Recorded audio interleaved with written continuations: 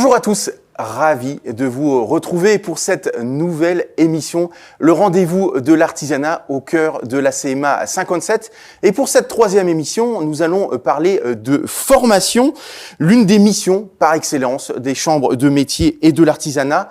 Près de 1100 apprentis découvrent chaque année, sous forme de l'alternance, les métiers de l'artisanat dans les 3 CFA de Moselle, à Metz, Thionville et Forbach, mais également à l'ISNA, à Metz, l'Institut supérieur national de l'apprentissage. Et pour en parler, je vais retrouver tout de suite ma première invitée, Véronique Gaudron. Bonjour Véronique. Bonjour Arnaud. Comment tu vas ? Eh ben je vais bien et toi-même ? Très bien, merci. C'est un plaisir en tout cas de t'accueillir sur ce plateau. Et je le disais, donc on va parler de formation et tu es bien placée puisque tu es vice-présidente de la CMA 57, déléguée à la formation. Oui, tout à fait. C'est un poste que j'occupe depuis quelques années maintenant. Depuis combien de temps exactement ? Environ 4 ans. Je crois qu'on est dans la 4e année. Et comment ça se passe d'une manière générale depuis 4 ans ? Eh ben, écoutez, ça se passe bien. C'est un poste que j'ai découvert puisque c'est mon premier mandat d'élu. Donc, bien sûr, voilà, il faut s'habituer. C'est un genre d'apprentissage. Hein. On va parler de l'apprentissage et de la formation. Mais là aussi, mais de plus en plus, je comprends mes missions. Je comprends à quoi ça sert un élu, à quoi on sert. Et puis voilà, donc ça se passe plutôt bien. De formation, ton métier de cœur, c'est coiffeuse. C'est ça. Depuis un certain temps. Depuis 45 ans, exactement. Et c'est un métier que tu as toujours voulu faire ? Alors, pas quand j'avais 12 ans, hein, mais quand je suis entrée dans la coiffure, quand j'ai choisi ce métier, j'ai commencé à m'accrocher à ce métier et à me passionner de plus en plus, oui, tout à fait. Je suis sûr qu'on parlera de ton expérience dans la suite de cette émission, mais on va commencer tout de suite avec la première partie, CMA Formation Moselle, une longue expertise. Alors Véronique, l'apprentissage et CMA Formation, c'est une longue tradition qui perdure depuis plus de 50 ans. Cette expertise est-elle justement un catalyseur d'attractivité pour les jeunes qui cherchent leur voie ? Alors oui, un demi-siècle effectivement d'expertise. La chambre de métier, c'est un gage de qualité, de sérieux. C'est la maison des artisans, c'est-à-dire que les artisans, tout au long de leur vie, ils retournent vers la chambre de métier. En tout cas, c'est ce que j'ai fait depuis toujours. Hein. C'est une maison que je suis depuis l'âge de 14 ans. Donc voilà, c'est notre maison, on s'y sent bien. Et effectivement, je pense qu'elle a une certaine notoriété par ces années de longévité en formation. Et donc voilà, on a encore une porte ouverte bientôt, le 15 mars, qui va permettre aux familles et aux apprenants de découvrir les lieux, de découvrir l'environnement de la chambre de métier, et bien sûr leurs infrastructures, le corps professoral et bien entendu les apprenants qui seront sur place également. C'est un moment important, cette journée porte ouverte du 15 mars. C'est vraiment l'occasion pour certains de découvrir l'envers du décor, de découvrir peut-être leur future maison. Oui, tout à fait, parce qu'en fait, quand on ne connaît pas quelque chose, quand on ne connaît pas un environnement, c'est des fois compliqué de faire le premier pas et d'entrer. Et là, ils vont être tout de suite en immersion, ils verront tout de suite leur futur métier potentiel, le découvrir, voir si ça leur plaît, poser les bonnes questions. Parce qu'il n'y a rien de mieux que d'échanger avec des professionnels, voir un petit peu les avantages, les inconvénients, qu'est-ce qui m'attend, est-ce que je suis fait pour. Donc pour moi, la porte ouverte, c'est très très important. C'est vraiment une immersion dans un futur métier potentiel. L'alternance a vraiment le vent en poupe en France. Il y a de plus en plus d'alternants, les chiffres sont équivoques. Est-ce que tu penses que cette plongée dans le monde professionnel associé à des cours plus théoriques, finalement, c'est la bonne solution pour former les artisans de demain ? Alors pour moi, c'est essentiel. Un artisan qui veut apprendre son métier, l'alternance, c'est-à-dire plonger dans l'univers professionnel avec un maître d'apprentissage qui va s'investir, qui va lui apprendre les gestes, en sachant qu'un geste professionnel, un artisan, c'est quelqu'un qui travaille avec ses mains. Donc, on a besoin de théorie, on a besoin de compétences, on a besoin d'un socle important. Notamment, je prends l'exemple de la coiffure, on a des cours de bio, c'est important de connaître la bio, le cheveu, le cuir chevelu. Mais ensuite, le geste professionnel, ça va être un apprentissage, ça va être des milliers de fois de répétition jusqu'à ce qu'on a le bon geste. Et ça, vous pouvez que le faire en entreprise. Bien sûr, sur Long terme? Le long terme et le regard d'un maître d'apprentissage qui va vous corriger ce geste, pour moi c'est primordial d'être dans les deux. On ne peut pas apprendre un métier de l'artisanat en e-learning, c'est juste impossible.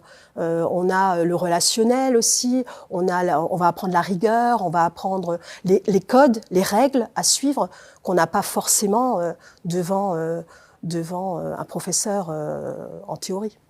Je reviens sur ton expérience personnelle. Toi, tu t'es formé sur le tas, je présume, ou est-ce que tu avais quelqu'un qui t'a un petit peu épaulé, une sorte de mentor? Alors, je crois qu'on a toujours des mentors en apprentissage, parce que l'apprentissage, quand on entre dedans, on ne sait pas vraiment si le métier est fait pour nous, quelque part. Et on va s'identifier. C'est pour ça que pour moi, un maître d'apprentissage, c'est effectivement un mentor. C'est quelqu'un qu'on va admirer. Et quand il nous transmet sa passion, alors j'ai eu un maître d'apprentissage formidable. Je suis rentrée... On peut peut-être le citer. Alors, elle s'appelle Michèle Auster, donc c'est très très vieux. Hein. J'espère que si elle voit cette émission, elle se reconnaîtra. Donc c'est quelqu'un qui m'a épaulée, qui m'a guidée, qui m'a donné l'amour du métier. Et aussi, j'ai rencontré un professeur qui a continué, qui s'appelle Monsieur Denis Pierre, qui était donc dans les années 80 professeur au CFA de Forbach. Et c'est ces rencontres-là qui font qu'on aime un métier et qu'on continue à grandir. Donc oui, effectivement, c'est très très important. Alors, je reviens sur notre sujet. Les formations dispensées dans les 3 CFA de Moselle vont du CAP au niveau 6, soit Bac+3, c'est bien ça? Oui, tout à fait. Donc, on démarre au CAP, et puis bien entendu, on peut aller jusqu'au Bac+3 en fonction des compétences. Et bien sûr, on pousse nos apprenants à aller le plus loin possible, puisque plus ils vont aller loin, plus ils auront de l'expérience, ils auront acquis des compétences et ils pourront entrer dans le marché du travail avec un bagage professionnel important et des compétences importantes. Avec, je crois, aussi un fort taux d'obtention du diplôme. Ça prouve justement que le cursus se passe bien.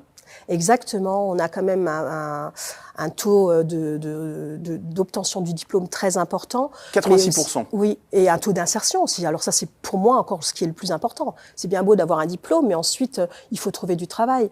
Et nos apprentis, ils sont très très vite sur le marché du travail. Formés par... faut savoir qu'un maître d'apprentissage, il va le former aussi à sa manière. Chaque artisan, on est d'accord qu'un artisan, on fait jamais 2 fois la même pièce, on fait pas 2 fois les mêmes choses. Donc je trouve important de former les juniors en fonction de nos envies et des demandes du marché, puisque le marché est en constante évolution, les besoins changent, le consommateur ne veut plus la même chose aujourd'hui que dans les années 80 quand moi j'ai démarré. Donc il faut s'adapter constamment aux nouveautés, et ça c'est quelque chose qui est important. Et les apprentis, comme ils sont sur le terrain, ils ont ces compétences-là. Alors je le disais en préambule, 1100 apprentis dans les CFA de Moselle, 532 à Metz, 361 à Forbach et 190 à Thionville. Pourquoi finalement as-tu décidé ce maillage, ou enfin la CMA a décidé ce maillage sur toute la Moselle plutôt que de tout recentrer sur un même site? Alors c'est déjà pour répondre aux collectivités, aux besoins des collectivités, nos partenaires économiques, mais aussi pour la mobilité. Les jeunes, quand ils arrivent chez nous, ils ont 15 ans, ils ont 16 ans, ils n'ont pas toujours leur permis de conduire. Donc se rapprocher en fait des régions du département, c'est quand même important. Je donne un exemple, un élève de Forbach viendra peut-être pas sur Metz, ou un élève de Thionville, un habitant de Thionville viendra peut-être pas apprendre sur Metz ou sur Forbach. Donc c'est important d'aller vers les régions et c'est vraiment une demande aussi. Donc voilà, ça a toujours existé finalement, de se rapprocher de nos apprenants. Il y a des spécificités par CFA. Oui, tout à fait. La formation prothèse dentaire à Metz, le pôle d'excellence automobile à Forbach ou les arts graphiques à Thionville. Comment ces spécificités ont été choisies ? Alors, comment elles ont été choisies? C'est aussi en fonction des locaux, la disponibilité, parce que je vois le pôle automobile demande énormément de place, puisqu'il y a une infrastructure très forte, très importante.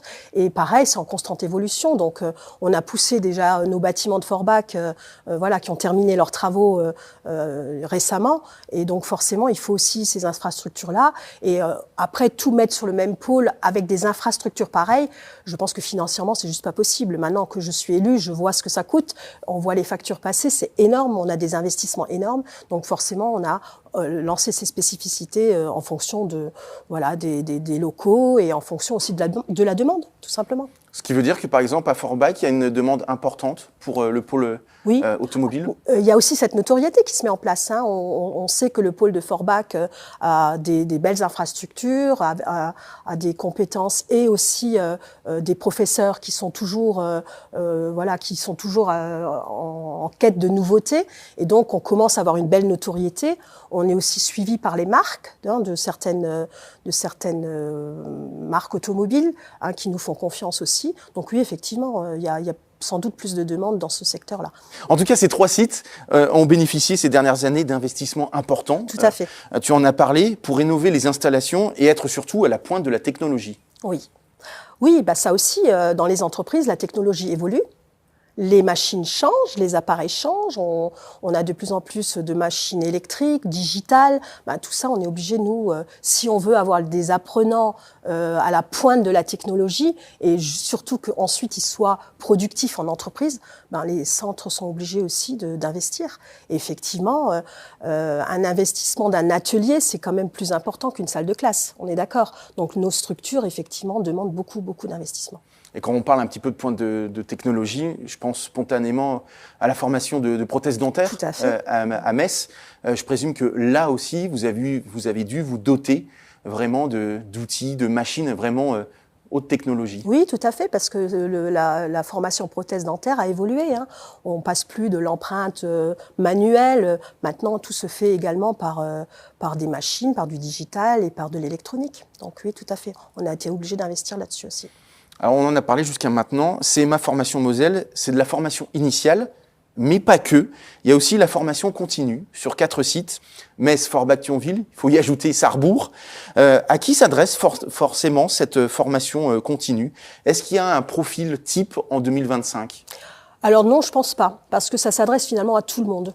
Toutes les entreprises qui ont envie de perdurer, de créer, de se former, peuvent trouver la formation qui leur convient au sein de la chambre de métier. Donc notamment l'entreprise qui va créer, l'entreprise qui va être reprise et tout au long de sa vie, tout au long de la vie de l'entreprise. Alors moi, je vois, nous, en coiffure, un coiffeur qui ne se forme pas, un salon de coiffure qui ne se forme pas, c'est un salon de coiffure qui meurt.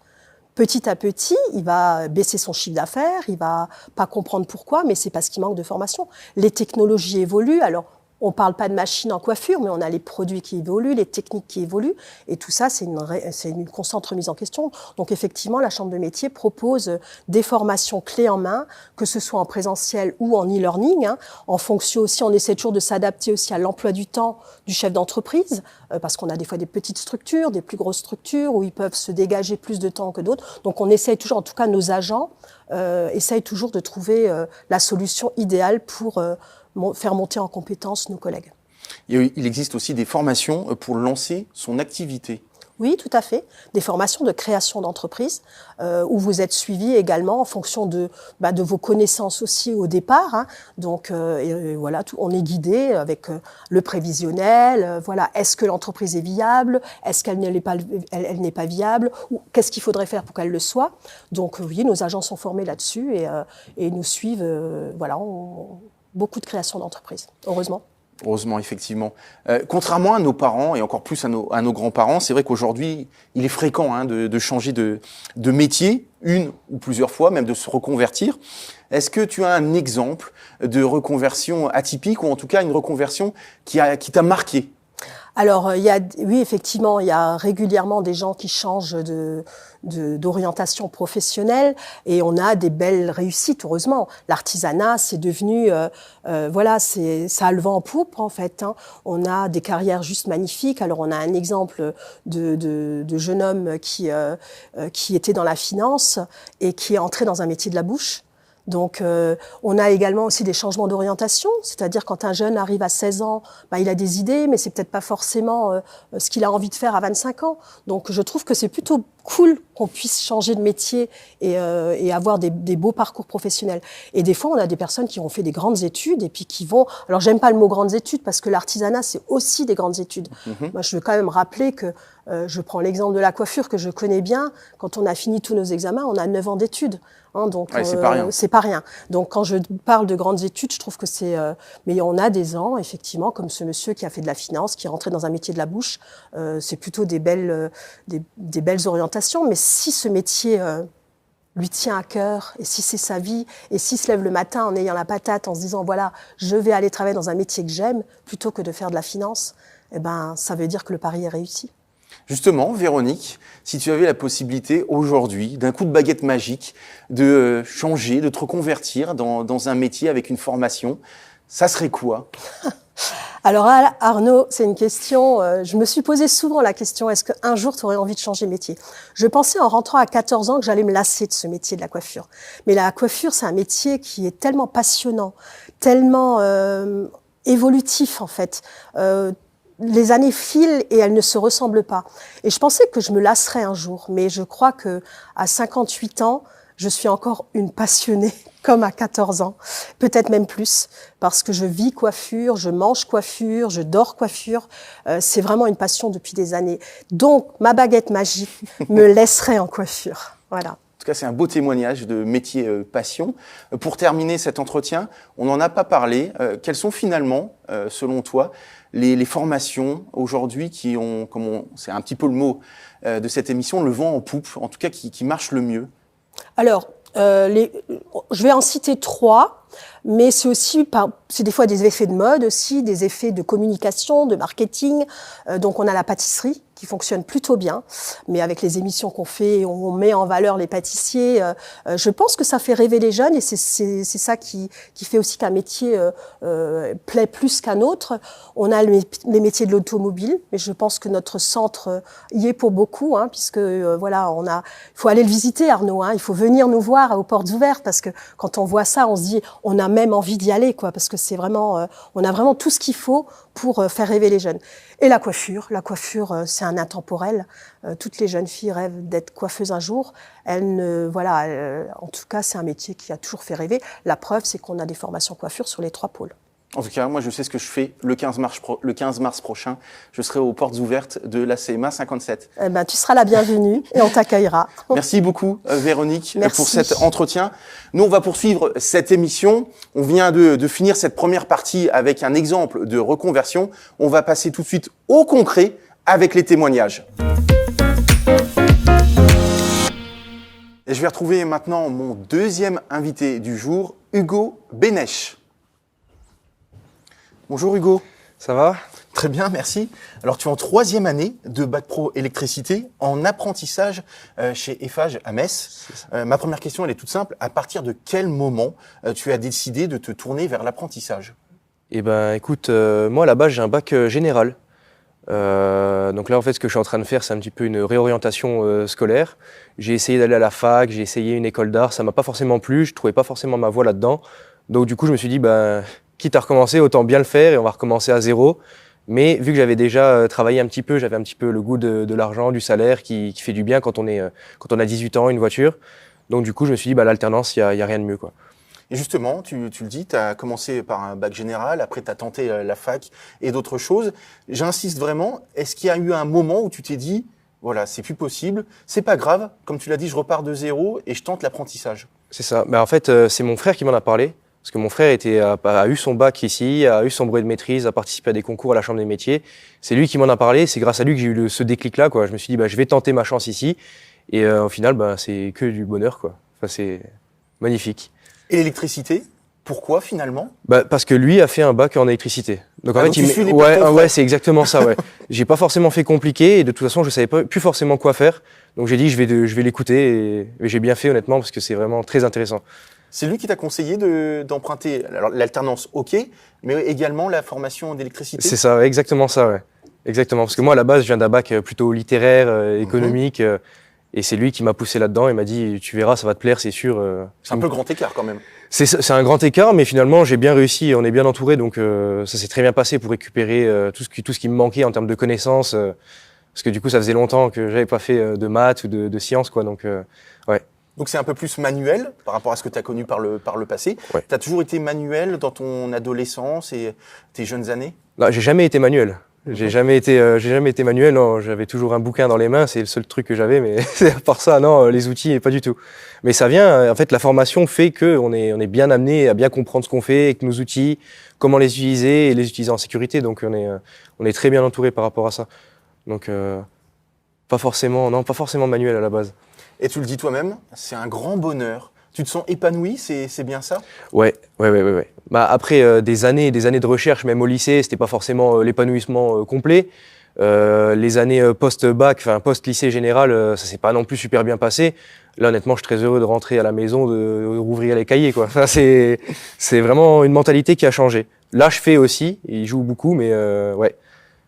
Vraiment très plus heureux. mature pour ce genre de formation. Bah, plus mature par rapport à mes camarades. Moi, du coup, je reprends après quelques années. J'ai déjà un bac. Certains viennent directement du collège.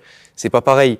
Donc, j'ai la maturité que peut-être certains n'ont pas, ce qui fait pas du tout une différence. Mais oui, je m'épanouis plus. Je me rends plus compte de la chance que j'ai aujourd'hui, quoi. Et est-ce que tu as un rôle quelque part par rapport à ceux qui sont un peu plus jeunes de grands frères, entre guillemets? Oh, je dirais pas le grand frère, mais non, mais ceux qui ont des difficultés, on essaie toujours de les pousser. C'est un peu une famille, quoi. Hein. On se voit très souvent. Donc, j'ai même la chance d'avoir des camarades avec qui je travaille même en entreprise, donc c'est agréable, quoi. Tout le monde se connaît et tout le monde s'entend bien et tout le monde se pousse vers le haut, quoi. Alors, il y a des cours théoriques, tu l'as Ouais. dit, il y a la pratique en apprentissage. Est-ce que tu as une préférence par rapport le concret, ou alors comme Ouais. toi qui est un peu littéraire, un peu bûché sur les livres? Non, mais si vous n'avez pas la théorie, si on n'a pas la théorie, on peut pas aller en pratique. Et l'inverse non plus, si on n'a pas la pratique, la théorie, on arrivera moins à l'assimiler, quoi.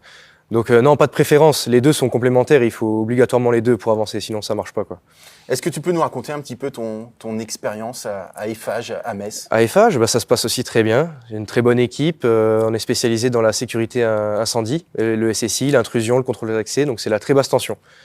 Donc on a des chantiers. Hein, c'est soit de la maintenance, soit des travaux de rénovation, des travaux neufs. Et à côté de ça, grâce à mon tuteur, bah, j'ai la chance de pouvoir maintenant accéder au bureau pour pouvoir faire des devis, des suivis de maintenance après nos rapports, nos chantiers. Je revois tout, je fais les suivis. Donc lui, il me prépare, mon tuteur, d'ailleurs, Monsieur Ménani Cédric me prépare du coup au post-bac, au brevet de maîtrise, quoi. Justement, quand tu es à Eiffage, est-ce que tu es toujours quand même en lien avec l'équipe pédagogique? Oui, tout le temps.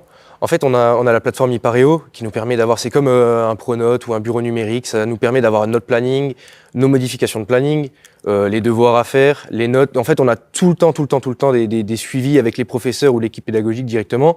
Et oui, du coup, oui, grâce à Ipareo, en fait, on a tout le temps. Et si Ipareo on n'est pas à jour, on a toujours un mail, on a toujours quelque chose, quoi. Le lien est jamais rompu, quoi. Donc oui, tu sais toujours à qui te Ah oui, vers qui te oui, on tourner sait tout. s'il y a le Oui, moindre oui. problème. Oui, bien sûr. Justement, depuis le début de ta formation, est-ce que tu as un meilleur souvenir? Est-ce qu'il y a un moment où tu t'es dit, ouais, effectivement, j'ai un peu galéré, je me suis cherché, mais là, je suis sûr, je vais dans le bon sens et vers le bon chemin? Ouais, bah c'était fin d'année dernière, fin d'année scolaire de l'année dernière. Du coup, on a pu participer avec 3 autres de mes camarades, Ibrahim, Lucas et Aïdan, au concours Fédélec à Paris. Mhm. Et ça, c'était vraiment une très très belle expérience. Donc, on perd ce concours, mais l'enrichissement qu'il y a derrière ça, c'est magnifique, quoi. Enfin, c'est une très bonne défaite. Franchement, on arrive mieux à savoir comment on travaille après, pourquoi, ce qu'on aurait pu faire. Même par rapport à l'esprit d'équipe, vu que c'était par 4, ça se jouait en équipe de 4, bah, ça crée des liens forts avec les camarades, quoi. C'est souvent dans la défaite qu'on apprend plus que Et dans la victoire. c'est exactement ça, ouais. Ça s'exprime également. Pour terminer, si tu avais 30 secondes Ouais. pour convaincre quelqu'un qui se cherche, tu dirais quel message pour lui dire « Viens à la CMA pour tenter l'apprentissage ». Ouais. Ben, je sais que quand moi j'étais en recherche d'orientation, je sais que la CMA, j'ai pu appeler les équipes. On a répondu à toutes mes questions. Et plus que ça, une fois qu'on est dans le cursus là, en fait, l'accompagnement au niveau scolaire, le matériel qui est mis à notre disposition, en fait, tout est fait pour qu'on réussisse, quoi. Tout est mis, tout est aligné et tout est très carré, très droit. Donc, c'est un cadre. Et à côté de ça, bah, vu que c'est de l'alternance, bah, vous allez aussi en entreprise. Et l'entreprise vous cadre aussi. Et en fait, vous vous ressentez beaucoup plus professionnel qu'avant, quoi. Merci en tout cas Hugo pour ce témoignage. Et j'accueille maintenant la deuxième invitée de cette partie, Léna. Bonjour Léna. Bonjour. Alors tu es en première année en brevet professionnel boulangerie en apprentissage dans l'entreprise Hubert de Thionville. Tu as 21 ans Et tu as un parcours un petit peu comme Hugo, assez original, puisque tu as fait un bac général SES avant le grand changement et de te tourner vers un CAP boulanger. Qu'est-ce qui t'a fait prendre ce virage? Alors, je dirais pas que c'est un virage parce que ça fait longtemps que je veux être boulangère avant même de décider de faire mon bac général. Malheureusement, on a encore quelques problèmes dans l'éducation nationale et quand une bonne élève vous dit j'aimerais bien partir en parcours professionnel, ça craint un peu des dents. D'accord. Par conséquent, j'ai fini par dire d'accord et j'ai été en bac général. Au final, je regrette pas du tout. C'était vraiment une super expérience et on réfléchit différemment et on apprend à travailler différemment. C'est hyper important quand même quand on a les capacités, je pense, d'y aller. Malgré tout, pendant 3 ans, sur ma chaise, je me suis quand même demandé plusieurs fois ce que je foutais ici parce que j'avais envie de mettre mes mains dans la pâte. Mais voilà, au jour d'aujourd'hui, ça me permet de faire plusieurs choses parce que je suis exempt des matières générales. Donc j'ai plus de temps. Et c'est vraiment génial. Et au final, je suis très contente d'être dans mon métier. C'est vraiment top. Sans dénigrer l'éducation nationale, évidemment. Non, pourquoi bien sûr. tu n'as pas choisi cette voie-là auparavant? J'ai bien compris, même après le brevet, c'est quelque chose qui t'intéressait. Eh ben, finalement, j'ai juste écouté ce qu'on m'a dit. Fallait pas se fermer des portes. Donc, je me suis pas fermée de porte. J'ai quand même été en général. Il y a ce truc c'est vrai que on se ferme beaucoup de portes à aller en pro. Parce qu'après, pour se réorienter, pour reprendre des grandes études, je dirais pas ça, mais des études en fac, etc., c'est sûr que c'est plus compliqué. Néanmoins, le CMA, vraiment, l'apprentissage, pour moi, la meilleure façon de trouver son métier et son avenir, parce qu'on est vraiment dans le métier directement et on sait tout de suite si c'est pas ce qu'on veut faire ou non. Et en plus, comme disait mon collègue, on est vraiment très bien accompagné ici, très suivi. Donc pour moi, si on m'avait pas découragée à y aller, je serais partie directement en CAP dès le brevet, c'est sûr.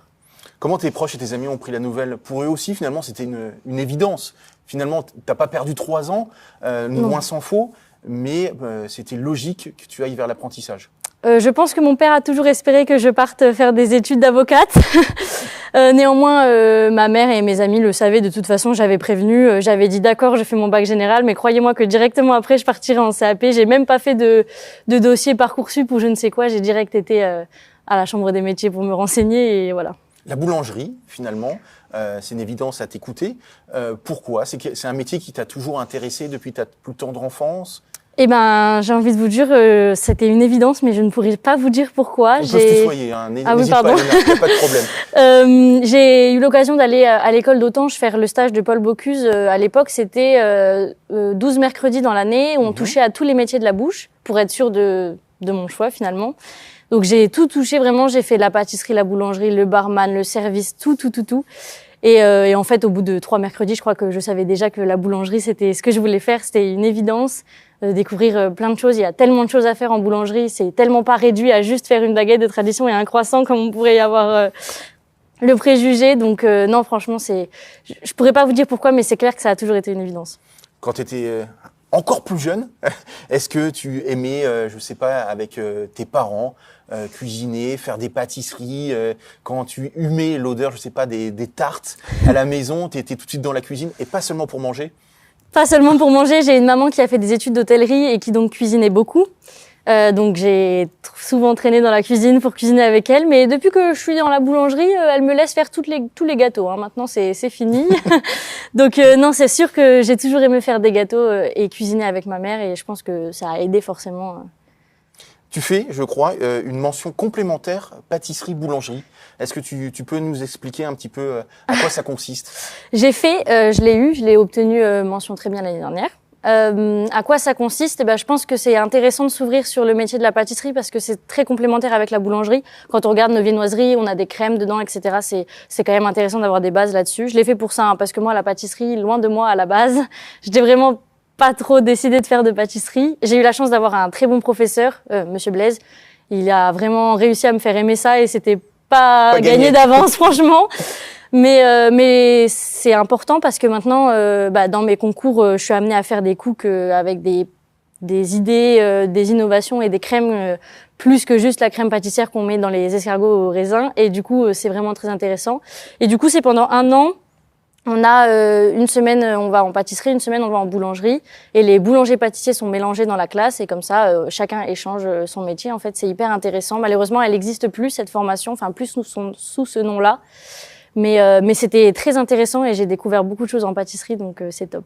Tu viens de parler des concours, on peut le voir notamment là sur ton cœur. Tu as remporté en novembre dernier le concours de meilleur jeune boulanger de France à Auxerre. Meilleure jeune boulangère, je suis une fille. Meilleure jeune boulangère, pardon. C'est quand même quelque chose de, je pense, incroyable. Qui demande et qui te permet d'avoir beaucoup de fierté. Oui, complètement beaucoup de fierté. Je reste humble, alors je le crie pas sur tous les toits, mais c'est très très très gratifiant d'être meilleure jeune boulangère de France et la seule fille sur le podium en plus, donc voilà. Parce qu'en plus, il y a eu plusieurs étapes. Hein. T'es pas arrivé comme ça, justement en claquant des doigts. Il y a eu des concours en amont, je crois, départemental, régional. C'est ça, il y a une sélection, donc les départementaux se sont passés à Forbach, donc j'ai été première. Ensuite, les régionaux se sont passés à Nancy, là aussi j'ai remporté le premier prix, donc j'ai pu monter aux nationaux à Auxerre. Et c'était vraiment une expérience incroyable. Et plein de beaux souvenirs et surtout une montée sur le podium qui m'a donné beaucoup d'émotions. À moi, à mon patron et mes proches forcément, ils étaient tous présents en plus, donc c'était vraiment incroyable. Alors mon petit doigt, il est toujours bien renseigné, m'a dit que tu étais également volleyeuse dans l'équipe régionale de Metz Espoir Volleyball. Est-ce que cette pratique du sport à très bon niveau, voire haut niveau, t'aide pour ta formation, pour relâcher la pression ou justement pour les concours, pour faire face à la concurrence ? Alors, au niveau, j'irai pas jusque-là. On n'a pas cette prétention. On est en régional. Volleyball, c'est déjà pas mal. C'est déjà pas mal. C'est un bon moyen de relâcher, de se défouler et de penser à autre chose parce que la boulangerie prend énormément de place dans ma vie, surtout avec les concours. J'y passe vraiment, je pense, 80% de ma vie. Et du coup, j'ai ce petit moment où je tape dans un ballon et tout va mieux. Et aussi, forcément, le côté compétition parce que les concours, c'est beaucoup de compétition et de stratégie, donc ça ramène forcément un peu d'aide là-dedans aussi. J'ai l'impression, à t'entendre, que tu adores justement cette adrénaline de la compétition. Ah oui, j'ai commencé avec les MJB là, cette année, enfin du coup en août, l'année dernière. Et depuis, j'ai la chance de participer au meilleur sandwich de Moselle. Je l'ai gagné, je vais au meilleur sandwich régional dans quelques jours. Et je crois que les concours, c'est vraiment ma façon d'avancer. J'adore me mettre dedans. J'ai pour ambition plus tard d'être la première meilleure ouvrière de France fille, parce qu'il y en a pas encore. Ce serait vraiment un saint graal. Et ouais, je crois que c'est vraiment mon moteur, les concours. J'adore ça. On sent que tu es vraiment comme un poisson dans l'eau dans cette formation. Et je crois que tu es bien décidé aussi à rendre l'appareil, puisque plus tard, tu veux être professeur. Oui, ce serait vraiment un bel aboutissement aussi. En fait, j'ai eu la chance de rencontrer Monsieur Belanza, mon professeur de boulangerie, qui donc m'a emmené à Auxerre et qui est mon coach pour mes concours aussi. Et en fait, j'ai pas peur de le dire, je pense que c'est grâce à lui que j'en suis là aujourd'hui. J'ai eu pas mal d'entreprises, pas mal de casseroles dans mes entreprises. Être une fille en boulangerie, c'est très compliqué. Mais la Chambre des métiers m'a vraiment bien entourée là-dessus. On a une personne qui est chargée de nous aider dans nos problèmes d'entreprise, Madame Bérangère, Madame Frappé, pardon, qui m'a beaucoup aidée pour survivre à mes entreprises parce que ça a été compliqué. Mais Monsieur Belanza a toujours cru en moi, m'a emmené loin et je crois que j'ai envie moi aussi de sauver mes apprentis qui sont dans des entreprises compliquées, de leur transmettre un métier, de leur transmettre une passion et de les emmener peut-être aussi loin que j'ai réussi à aller aujourd'hui. Donc voilà. On voit, c'est un métier passion, on l'a entendu tout à l'heure dans la bouche de Véronique, c'est de beaux témoignages. J'ai bien compris que ce concours à Auxerre t'avait marqué, mais Léna, est-ce que c'est ton meilleur souvenir puisque tu as quand même eu la chance d'être invitée à la prestigieuse galette présidentielle au Palais de l'Élysée au mois de janvier? Ouais, alors ça c'était vraiment encore une expérience incroyable à ajouter à cette grande liste. Déjà rentrer dans l'Élysée, c'est un bâtiment incroyable et pas grand monde a le droit d'y rentrer, donc c'est vraiment une chance inouïe. Rencontrer le président, rencontrer Philippe Etchebest aussi, j'ai eu l'occasion, il était là, c'était vraiment incroyable. Et franchement, ouais, je pense que c'est une de mes meilleures expériences dans la boulangerie. Ouais. Je suis sûr qu'entre le président Emmanuel Macron et Philippe Etchebest, t'as préféré Philippe Etchebest. Oui, forcément, mais parce que j'ai le respect de la profession. Emmanuel Macron est notre président, j'ai un grand respect pour lui. Néanmoins, Philippe Etchebest, c'est ce qu'on a vécu, c'est ce qu'on vit, et je l'admire tellement pour tout ça. Donc j'étais vraiment beaucoup plus toute petite à côté de Philippe Etchebest, qui est très imposant quand même, en vrai. Merci Voilà. en tout cas beaucoup, Léna, pour ce témoignage. Et puis reste comme tu es, on sent vraiment qu'il y a la passion qui t'habite. Merci beaucoup. Et nous, on va passer à la troisième partie de cette émission, l'apprenant au centre de la formation. Et j'ai le plaisir d'accueillir pour cette dernière partie d'émission Thierry Ancel. Bonjour Thierry. Bonjour Arnaud. Installe-toi.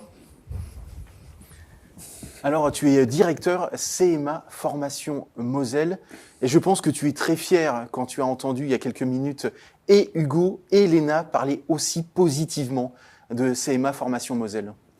Oui, je suis content d'entendre ça. Ça rassure quand même de se lever tous les matins et de se dire qu'on est un petit peu acteur avec toutes les équipes de l'environnement, hein. Ici, c'est un grand théâtre, hein. Les acteurs, c'est eux. Nous, on est derrière pour la logistique. Mais ceux qui font la pièce tous les jours, c'est eux qui sont demain l'avenir. Donc c'est vraiment, on est là pour eux, et d'entendre que ma foi ici sente bien, c'est quand même rassurant. C'est vrai qu'ils ont été très positifs à ton échelle, justement. Voilà, il y a la formation tout au long de l'année, mais est-ce que tu ne préfères pas justement l'aventure humaine avec tous les élèves ? Si on choisit ce métier, c'est pour ça, hein, que ce soit moi ou les équipes pédagogiques. C'est ce côté humaniste, c'est ce côté l'amour j'allais dire, des autres et de pouvoir donner et de pouvoir offrir et quelque part de les voir démarrer et de devenir un jour artisans, bien dans leur basket. Pensons toujours que nos artisans sont quasiment tous passés par l'apprentissage. Alors, on remonte à 10 ans, à 20 ans, à 30 ans, à 40 ans, à 50 ans, enfin... Mais c'est la filière qui, effectivement, garantit, j'allais dire, cette passation et qui est vieille comme le monde, cette passation. On en parlait en début d'émission avec Véronique. Tu en parles là. C'est vrai que l'apprentissage, à une certaine époque, avait peut-être pas de bonne presse, entre guillemets. Aujourd'hui, c'est plus le cas. Bien au contraire. L'apprentissage, on l'a dit et redit, a le vent en poupe. Et c'est peut-être même la meilleure solution pour former les apprentis de demain. Alors, effectivement, j'allais dire, on a redoré un peu le blason du mot apprenti, mais l'apprentissage a toujours existé, on l'a appelé autrement. Est-ce qu'un chirurgien, avant d'être chirurgien, quand il était interne ou externe, il n'était pas apprenti quelque part, juste qu'on n'utilisait pas le mot apprenti. Donc c'est bien, c'est que dans le mot apprendre, on a remis ces valeurs de noblesse, et les métiers de l'artisanat, on est dans l'apprentissage permanent. Donc ce n'est que plus beau qu'effectivement on soit en haut de la pyramide. Mais cette transmission a toujours existé.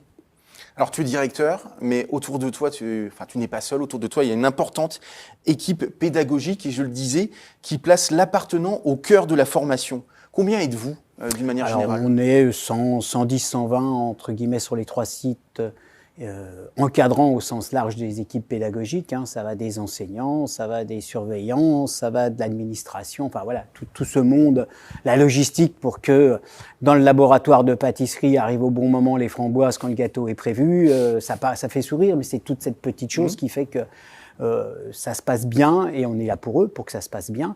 Donc voilà, 120 personnes qui sont contentes de venir, enfin j'espère, tous les matins pour entendre ça, pour voir nos jeunes qui réussissent. On est toujours fiers tous les ans. Alors, c'est merveilleux parce que c'est des nouvelles vagues, hein. Vous pourriez dire, je suis arrivé à un certain Graal aujourd'hui, mais pof, l'année d'après, il se repasse autre chose et c'est des nouvelles personnes qui arrivent et des nouveaux défis avec des nouvelles personnalités. Et c'est ça qui est riche, et de voir monter en puissance toute cette jeunesse, puisque quand ils sont chez nous, ils sont relativement jeunes. Toute cette jeunesse montée dans leur métier et qu'on rencontre 10, 15, 20 ans après. J'ai l'âge qui fait maintenant que quand je me promène des fois en ville, dans un hypermarché ou chez un artisan ou même dans la rue, de dire « Ah, monsieur Ancel, on s'est vu il y a 20 ans, 30 ans » et d'échanger, de voir des gens qui sont bien dans leurs chaussures, quoi. Ça te fait quoi, justement, de rencontrer toutes ces générations qui sont passées par CMA Formation Moselle et qui sont aujourd'hui chefs d'entreprise, voilà, qui sont artisans. C'est une certaine fierté quand même de se dire on a réussi à un moment à mettre le pied à l'étrier de leur métier, parce que comme les jeunes l'ont évoqué, à 14 ans, on sait plus ou moins ce qu'on veut faire. On a des grandes idées, mais des fois les grandes idées sont aussi pas toujours réalité, et que c'est souvent, une fois qu'ils sont passés chez nous, qu'ils sont découverts, et puis l'autoroute s'est ouverte et ils sont partis, quoi. Il y a un mot, je ne sais pas si tu l'as entendu, j'en suis sûr que si, qui moi m'a interpellé positivement c'est Hugo qui l'a employé, c'est le mot famille. Ça, c'est quand même fort. Dire que ici, CMA Formation Moselle, c'est une grande famille. Ça prouve, encore une fois, j'insiste dessus, qu'on est au-delà de la sphère professionnelle. Oui, on fait pour que, comme dans une famille, ils y soient bien. C'est-à-dire on essaye de les entendre, de prendre soin d'eux, de les écouter, d'être à leur niveau de problème, parce qu'on n'a pas les mêmes problèmes à 17, 18, 20, 25 ans, 30 ans. On a des adultes en reconversion aussi, hein, des gens à 50 ans. Alors certes, ils sont plus tout à fait apprentis, mais ils sont quand même dans l'apprentissage. On essaye effectivement de faire pour que cet esprit soit là, l'esprit métier, l'esprit corps, et puis d'être fier. Hein. On voyait Léna avec sa blouse et j'étais content parce que c'est une fierté d'avoir une tenue professionnelle. On est l'image de sa profession. Donc oui, on fait tout ce qu'il faut pour que nos jeunes évoluent correctement dans cette grande famille de l'artisanat. Et on l'a entendu aussi, je l'ai répété plusieurs fois, métier passion. Et on sent qu'ici, on inculque, ça se perd de plus en plus dans la société d'aujourd'hui, mais on inculque la valeur travail. Se lever tous les matins sans aimer ce qu'on va faire, ça va devenir compliqué très très vite, je pense, et ça peu importe les générations. Donc oui, il faut être fier de ce qu'on fait, il faut aimer ce qu'on fait.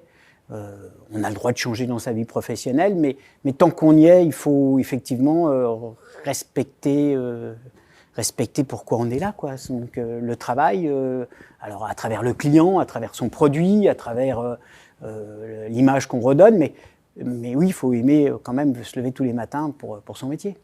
Alors, en préambule, j'avais parlé de l'ISNA, oui. l'Institut supérieur national de l'apprentissage. Est-ce que tu peux nous présenter l'Institut, et expliquer un petit peu les spécificités ? Et alors, il faut remettre ça un petit peu dans son contexte. Et dans les années 70-80, dans les années où justement l'apprentissage n'était pas forcément dans ses plus grandes années politiquement. Hein. Et du coup, on venait y mettre dans les métiers de l'artisanat le mot supérieur. Et ça voulait dire beaucoup de choses. Ça veut dire que l'artisanat, c'est pas juste un CAP, c'est la première marche d'escalier qu'on a tous besoin pour gravir, j'allais dire, toutes ces marches. On était en train de dire que dans l'artisanat, dans les années-là, on pouvait aller à 2, 3, 4, 5, 6, 8, 10 ans, j'allais dire, d'études, et que derrière, il y avait le mot supérieur. Voilà, c'est, je pense, important de leur Et maintenant, ça a évolué à travers toutes ces années. Ça s'adresse surtout à la prothèse dentaire, qui est un métier en pleine évolution, comme ça a été un peu évoqué dans les discours.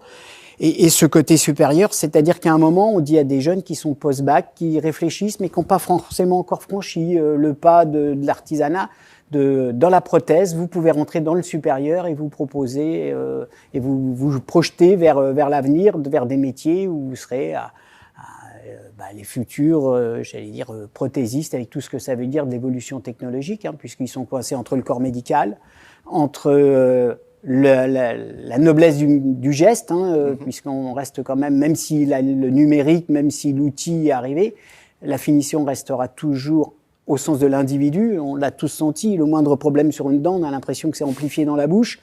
Une dent, c'est une dent, avec un patient, avec tout ce que ça veut dire.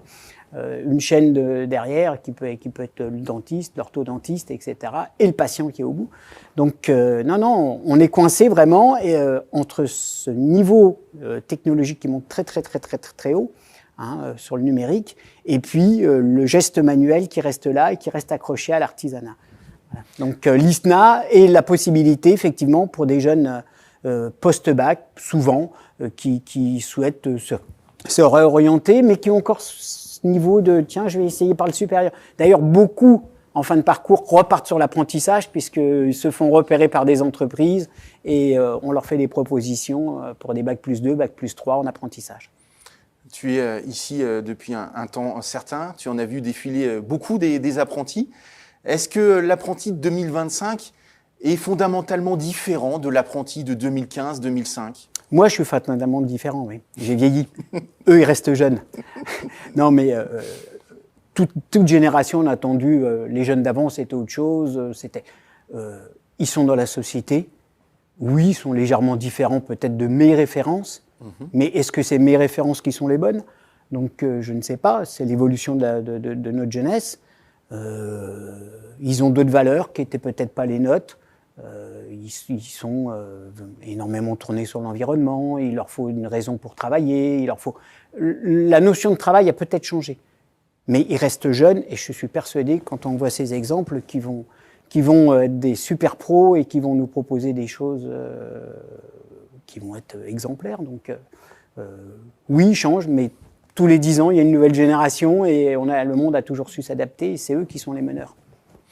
Comme je le disais, tu as rencontré beaucoup d'apprentis qui sont devenus des artisans, voire même plus. Quel est celui qui t'a le plus marqué durant ta carrière professionnelle? Est-ce qu'il y en a un, tu t'es dit quand tu l'as vu, waouh, celui-là, il va aller loin? J'allais vous dire que je me fais ça tous les ans. C'est ça qui est merveilleux. Okay. J'en garde pas un parce que si, bien sûr que j'ai des exemples de jeunes. On vient de terminer les Olympiades, j'ai accompagné des jeunes jusqu'au mondial avec des médailles d'or. Et il est évident que c'est un petit frisson quand même quand ça se passe. Vous êtes quand même content d'avoir accompagné ce type de profil. En coiffure, on a dans les élus d'ailleurs Alexandre Schottel qui a été un très beau membre de l'équipe nationale en coiffure. Juste avant, on avait eu Caroline Schmidt qui a également été chercher une médaille d'or à l'international. Oui, on a des fiertés. Mais chaque fois qu'un jeune rentre en compétition, je suis tellement sûr qu'il va aller au bout et qu'il va nous faire des choses miraculeuses que non, je suis toujours fier. Il n'y en a pas un en particulier qui t'a bluffé vraiment le jour où tu l'as vu pour l'une des premières fois, tu t'es dit, ouais, celui-là, il a quelque chose que les autres n'ont pas forcément? Je vais être honnête, non. Non, je vous dis, chaque fois, j'ai ressenti des forces différentes, et c'est normal, l'être humain est différent. Et au fur et à mesure qu'on se connaissait, je disais, ouais, là, ça va y aller, là, ça va marcher, on va aller loin derrière. Mais on grandit, on les accompagne. Ils n'arrivent pas, si vous voulez, Léna l'a évoqué tout à l'heure, cet esprit de compétition, elle l'a eu au fur et à mesure des marches.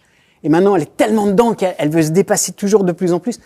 Quand ils arrivent chez nous, et c'est normal, ils sont un peu bébés dans leur métier, enfin vierges dans leur métier. Et c'est à nous de leur amener cette appétence. Et c'est à nous de les stimuler pour qu'ils aillent toujours plus loin. Donc,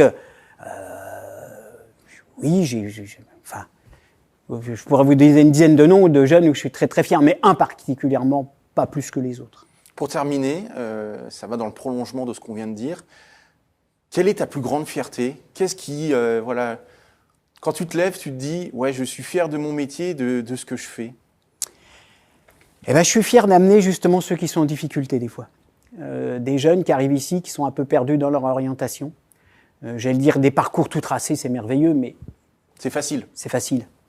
Alors bien sûr, il faut les accompagner pour que ça se passe encore mieux que sur le papier. Mais des jeunes qui arrivent, qui sont vraiment perdus, qu'on sent qu'ils sont un peu mal dans leurs chaussures et mal dans leur origine, des fois scolaire, qui cherchent, de les ramener à ce qu'ils soient des adultes bien dans leur tête, des jeunes adultes bien dans leur tête, bien dans leur métier, et qui renouent avec les familles. Combien de familles on voit par an et qui nous disent « Ah merci, ça y est, j'ai retrouvé mon fils, ma fille. » Là, j'ai de la fierté, parce que je me dis, c'est peut-être un petit travail de fourmi, mais on a recréé des êtres humains et qui sont bien dans leur être, et ça, c'est important. Merci en tout cas, Thierry, pour ce très beau témoignage. Merci à nous d'avoir écouté ce témoignage qui était avec passion. Merci à vous d'avoir suivi cette émission en partenariat entre la CMA 57 et l'hebdomadaire La Semaine. On se retrouve très rapidement pour une nouvelle émission. Bye bye.